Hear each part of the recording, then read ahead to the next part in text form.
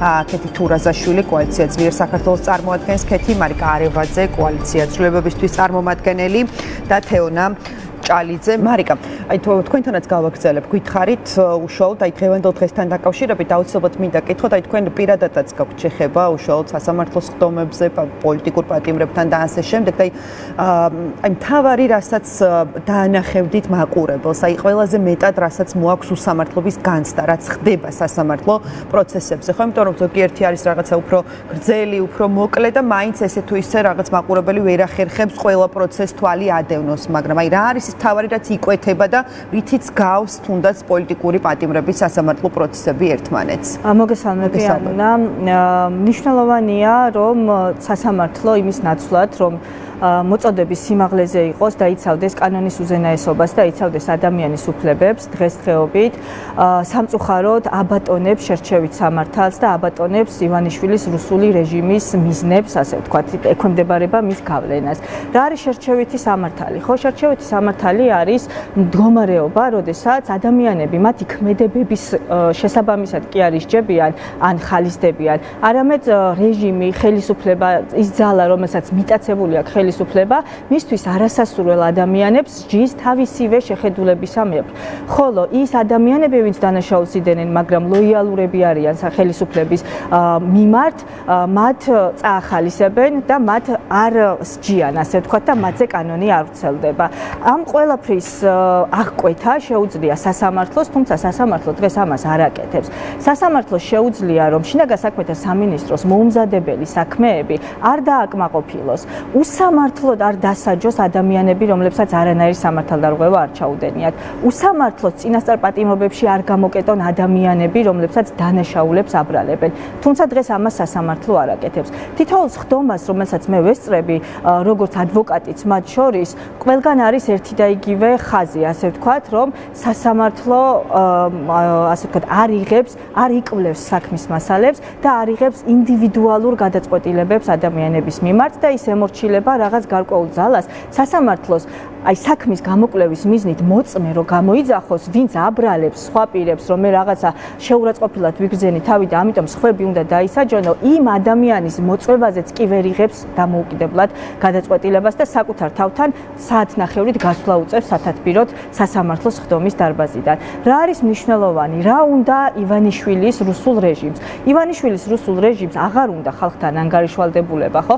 დემოკრატიის მთავარი, ასე ვთქვათ, ელემენტები რა არის? ანგარიშვალდებულება და პასუხისგებლობა ხალხთან მიმართებით და გამჭვირვალობა, რაც მთავარია. ანგარიშვალდებულება, იმიტომ რომ ადამიანების წინაშე ეს ხელისუფლება ნორმალურ ვითარებაში, თორე ჩვენ დღეს ხელისუფლება აღარ აქვს, ხელისუფლება მიტაცებულია ამ წუთას გაყალბებული არჩევნების ფარგლებში და სხვათა შორის ეს გაყალბება CSKO-ს თავმჯდომარემ თავადვე აღიარა იმ ახალი დადგენილებით, რომელთაც გამოსცა და რომელთაც პირდაპირ დაადასტურა, რომ მასობრივ ფარულობის დარღვევას ჰქონდა ადგილი, რამაც გავლენა მოახდინა თავისთავად არჩევნებზე და რაზეც ჩვენც ვდაობდით, გამარჯვებული პროდასავლური ოპოზიციური პარტიები, ხალხიც ზუსტად იგივეს დაობს და ჩვენი საერთაშორისო პარტნიორებიც ამაზე აკეთებენ აქცენტს და ამიტომაც არ არიან ეს ხელისუფლება ერთ-ერთი მიზეზი, ასე ვთქვათ, არის ეს, რომ არ არიან აღიარებული ძალად. რა გვინდა ჩვენ, ანუ პროდასავლურ ძალებს ხალხთან ერთად გვინდა ამ ქვეყნის ცივილურ გზაზე დაბრუნება, დემოკრატიის გზაზე დაბრუნება, სადაც ადამიანებს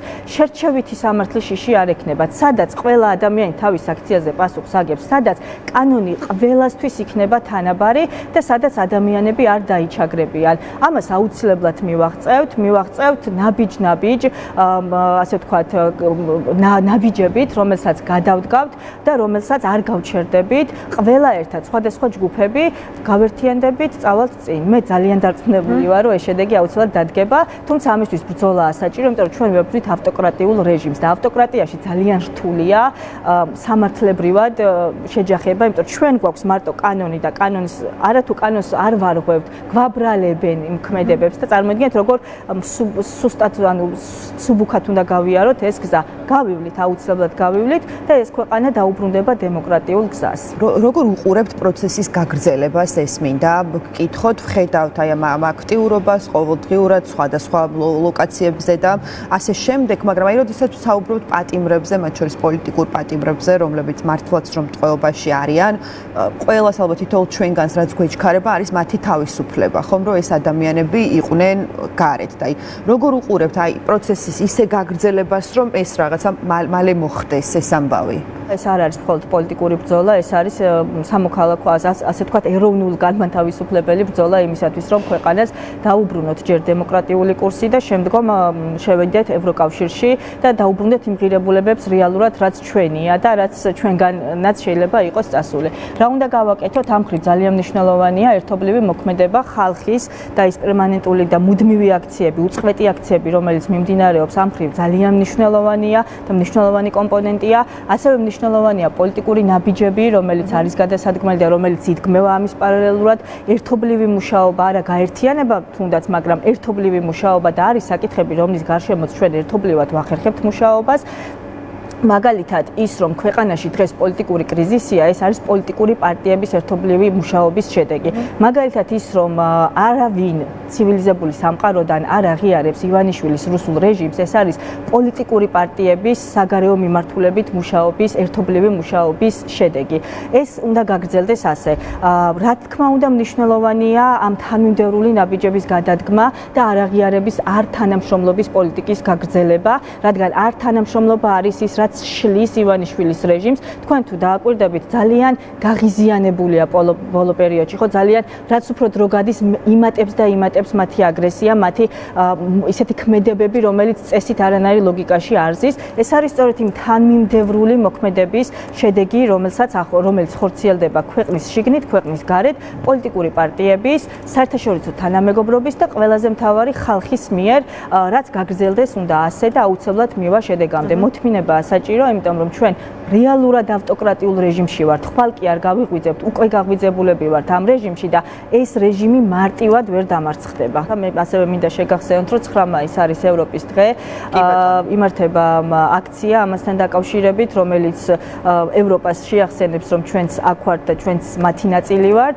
და ჩვენი პარტია ახალი აღნიშნულ ევროპის მოედანზე აღნიშნულ აქციას შეუერთდება მსვლელობითავლაბრის მეტროდან და აუცილებელია კიდევ ერთხელ დავანახოთ ერთობა, გავაგონოთ ჩვენი ხმა ევროკავშირს და დავანახოთ რა სურს ქართულ ხალხს.